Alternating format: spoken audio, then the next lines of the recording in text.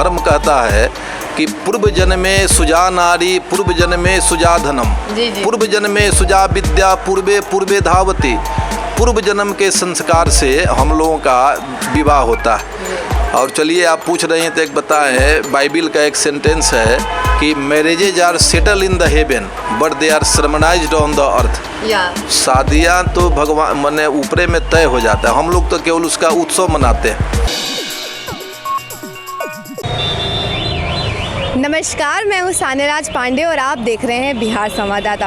हालांकि अभी अक्टूबर चल रहा है और अभी शादियों का सीज़न आने में टाइम है।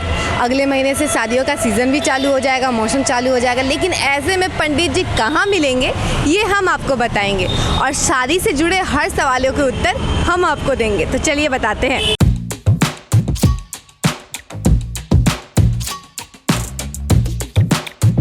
देखिए, जैसा कि हमने आपको बताया कि शादियों का मौसम स्टार्ट होने वाला है और ऐसे में पंडित जी कहाँ मिलेंगे और शादियों से जुड़े हर सवालों का उत्तर हम आपको बताएंगे। और ऐसे में बात करने के लिए हमारे साथ अभी मौजूद है पंडित बुधन ओझा। तो चलिए इनसे बात करते हैं और इनसे जानते हैं कि आखिर शादियों के क्या महत्व हैं, शादियों में कितने मंत्र होते हैं और ऐसे कई सवाल। तो पंडित जी, शादियों में कितने मंत्र होते हैं? देखिए, हमारे भारतवर्ष में सनातन धर्म अवलंबियों की संख्या जो है सबसे ज़्यादा है जी।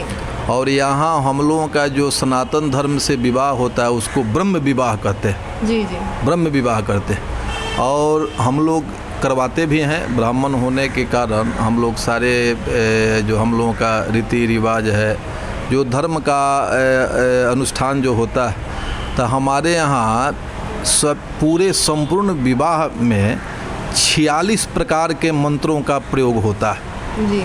समझे कि नहीं।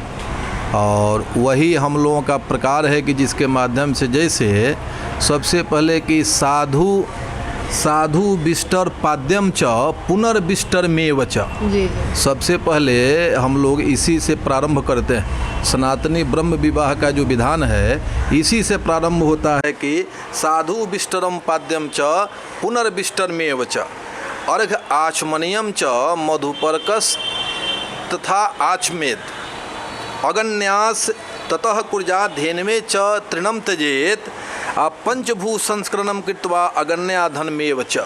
जी। तो इस प्रकार का 46 मंत्र है, माने 46 प्रकार का हम लोगों का उसका कोटि कहिए कि अलग अलग ढंग से पहले वर का मंडप में आगमन होता है। उसके बाद कुछ लोक पद्धति भी है, लोक रीति के अनुसार जो लौकिक प्रथा है हम लोगों का, तो उस प्रकार का हम लोग विधान आरंभ करवाते हैं। उसके बाद मंत्रों का पाठ प्रारंभ होता है। तो कुल मिला के 46 प्रकार के मंत्रों का प्रयोग हम लोग सनातनी ब्रह्म विवाह विधान में ब्राह्मणों के द्वारा जो सनातनी पद्धति है उसके अनुसार हम लोग मंत्रों का प्रयोग करते हैं। जी जी। अच्छा पंडित जी, जो शादियों में 7 फेरों का क्या महत्व है और इससे 7 जन्मों का क्या कनेक्शन होता है? देखिए, सनातन का अर्थ होता है कि जिसका न कभी आदि है या न कभी अंत होगा। जी। समझे कि नहीं? जी।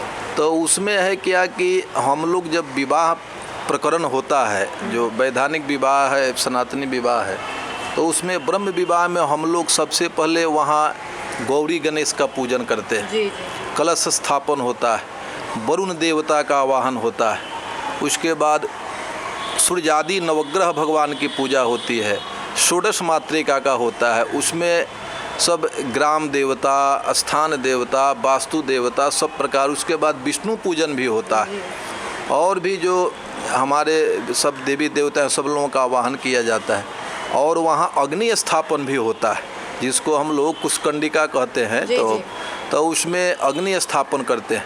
तो वहाँ उस समय जब सारे पूजाओं के बाद प्रकरण में एक समय आता है 7 फेरा का, तो उस समय वर कन्या दोनों को हम लोग प्रमाण दिखाते हैं कि देखिए प्रत्यक्ष रूप से यहाँ विष्णु भगवान का पूजन हुआ है, प्रत्यक्ष मानते हैं। उसके बाद अग्नि स्थापन है, तो अग्नि को भी प्रमाण माना जाता है। विवाह में अग्नि को प्रत्यक्ष जो हवन कुशकंडिका होता है तो उसमें प्रमाण माना जाता है कि इसमें विवाह के साक्षी हुए। और सारे वो पंच देवताओं लोगों का वर कन्या फेरा लगाता है लोग। उसी को हम लोग 7 फेरा कहते हैं जी। और जहाँ तक रहा कि 7 जन्मों के कनेक्शन का बात है, तो देखिए हमारा जो ये धर्म कहता है कि पूर्व जन्मे सुजा नारी पूर्व जन्मे सुजा धनम, पूर्व जन्मे सुजा विद्या पूर्वे पूर्वे धावती। पूर्व जन्म के संस्कार से हम लोगों का विवाह होता है। और चलिए आप पूछ रहे हैं तो एक बताएं, बाइबिल का एक सेंटेंस है कि marriages are settle in the heaven but they are sermonized on the earth. शादियाँ तो भगवान मने ऊपरे में तय हो जाता है, हम लोग तो केवल उसका उत्सव मनाते हैं। अब रहा बात की जन्म की बात है, तो देखिए हमारा सनातन धर्म में पुनर्जन्म में विश्वास करता है कि हम अभी हमारी मृत्यु होगी तो फिर मेरा जन्म होगा। तो मान लीजिए जो जिसके मंत्र के द्वारा मंत्र से हम लोग सब करवाते हैं, सनातन पद्धति में मंत्रों का ही महत्व है। जो मंत्र के द्वारा हम लोग संकल्पित करा देते हैं तो ये विश्वास है कि फिर जन्म होगा तो फिर उसी की प्राप्ति होगी। इसलिए 7 जन्म तक हमारे धर्म में या भारतवर्ष में ऐसा मान्यता है कि एक बार जो हो गया 7 जन्मों तक आपका ये संबंध स्थापित रहेगा। जी।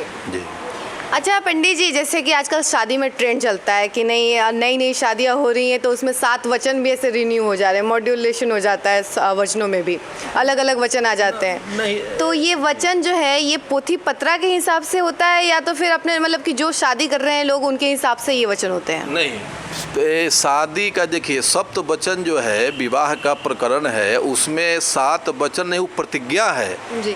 जीवन में मतलब देखिए दाम्पत्य जीवन स्थापित तभी होता है भविष्य काल के लिए। दाम्पत्य जीवन में वर कन्या एक दूसरे को आश्वस्त करते हैं प्रतिज्ञा लेके कि देखिए जैसे कन्या का 7 वचन होता है लेकिन वर का 5 वचन होता है।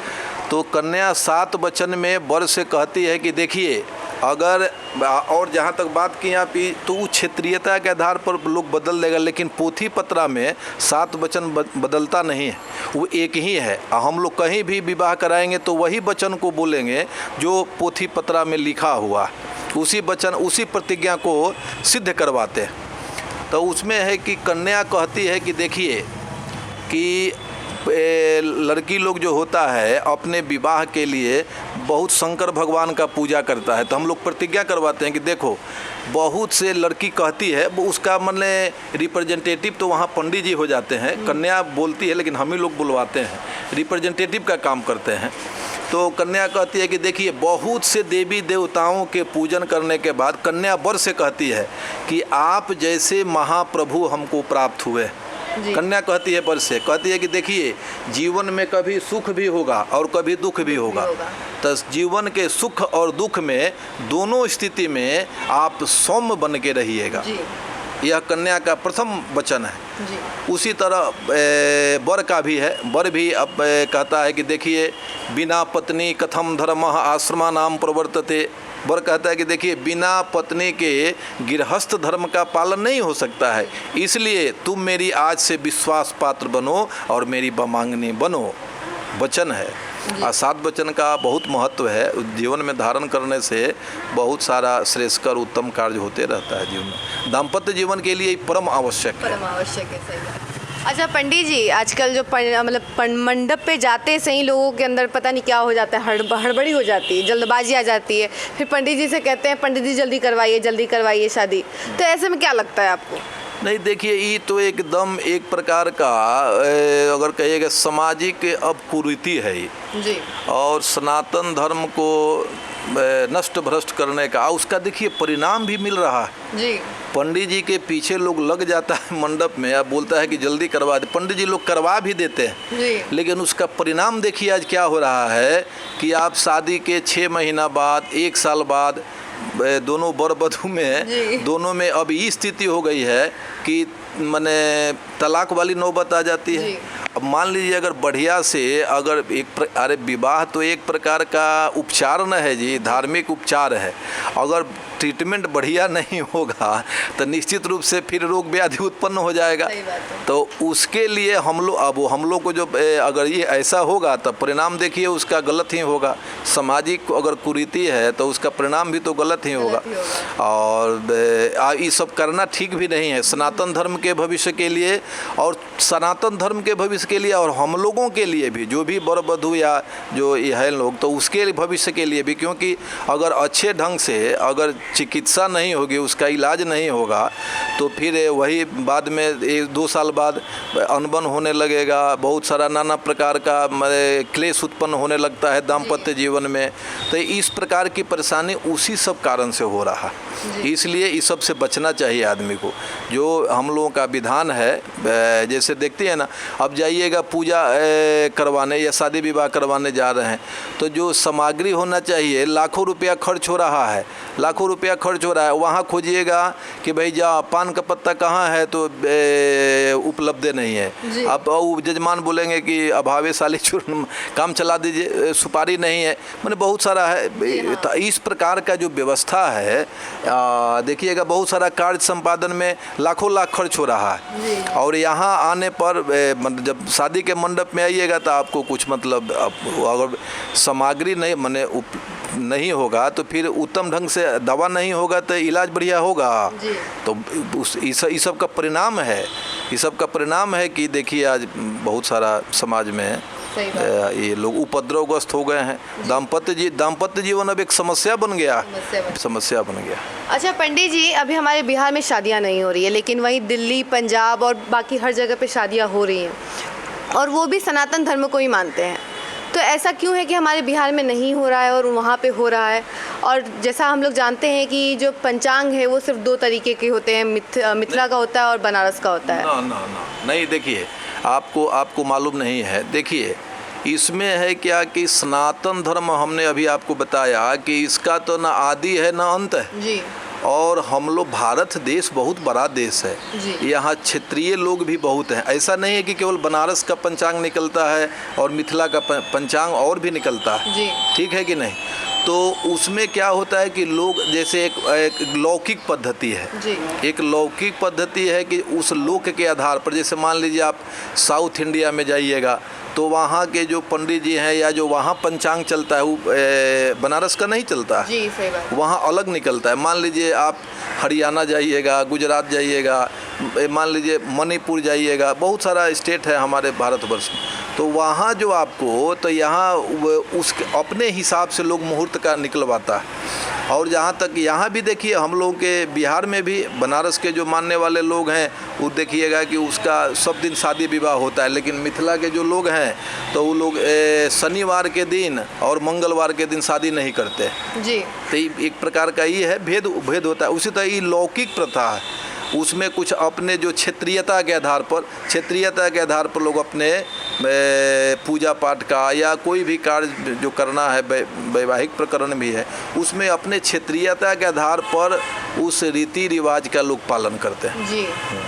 अच्छा पंडित जी, एक आखिरी सवाल, ये लगन का जो सीज़न है वो नवंबर से स्टार्ट होने वाला है, लेकिन कितने तारीख से स्टार्ट होने वाला है? देखिए मूलतः हम लोग तो बनारस पंचांग को धारण करते हैं और मानते हैं।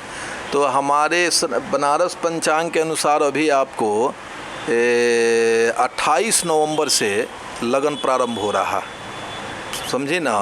कार्तिक पूर्णिमा है 27 को लगन है, लेकिन वो मृत्युबान से युक्त है, मृत्युबान व्याप्ति लगन है, इसलिए हम लोग उस दिन नहीं बोलेंगे। लेकिन अगर 28 नवंबर से अगर कहा जाए हम लोग के जो बनारसी पंचांग के अनुसार, तो लगन प्रारंभ हो गया। अब बहुत सुंदर, मैंने समझिए कि उत्तम कोटि का लग्न है, 28 को है, उसी दिन से प्रारंभ हो रहा है। तो अभी आपने सुना कि पंडित भूजन झा ने क्या कुछ कहा, और शादी से रिलेटेड जितने भी क्वेश्चंस थे, जितने भी सवाल थे, उन सभी का उत्तर भी दिया, और काफ़ी अच्छे तरीके से बताया इन्होंने कि हाँ शादी का क्या महत्व है। ऐसे ही तमाम जानकारियों के लिए देखते रहिए बिहार संवाददाता। तब तक के लिए मुझे दीजिए इजाज़त, धन्यवाद।